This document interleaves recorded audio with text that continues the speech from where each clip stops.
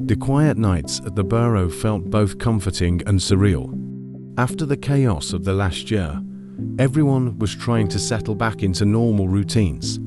The Burrow was often bustling with Weasley family members and older friends, but tonight was different. Almost everyone had gone to bed, leaving only Ron and Hermione awake in the dim light of the sitting room. Ron was fidgeting beside Hermione, occasionally glancing over at her as she read, her face softened by the firelight.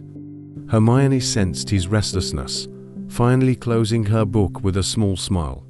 "You're quiet tonight," she murmured, leaning just a little closer. Ron rubbed the back of his neck, his cheeks coloring. "Yeah, I dunno. Guess I keep thinking I'll wake up, and this'll all be some weird dream." Hermione's smile softened. "Well, I'm here, aren't I? And I'm not going anywhere."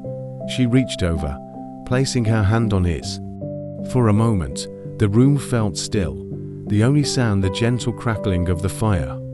Ron looked down at her hand on his, and his fingers curled around hers instinctively. The moment felt so natural, yet new. They'd spent years by each other's sides, yet now everything felt different, more electric. He took a deep breath, then looked into her eyes, the warmth of his gaze steady. "You know, I'm really glad you're here, Hermione." Hermione's cheeks flushed, and she felt a soft flutter in her stomach. She leaned in, her voice barely a whisper. "Me too." Ron seemed to find his courage then, reaching out to tuck a stray curl behind her ear, his fingers lingering for just a moment longer than necessary. Before she realized it, their faces were inches apart, and she could feel the warmth radiating from him. Her heart raced, and Ron's gaze dropped to her lips. After a moment, he leaned in, his lips brushing hers gently. The kiss was soft, tentative at first, but soon, his hand moved to cradle her cheek, deepening the kiss. Hermione felt herself sink into it, her arms wrapping around his neck as they drew each other closer.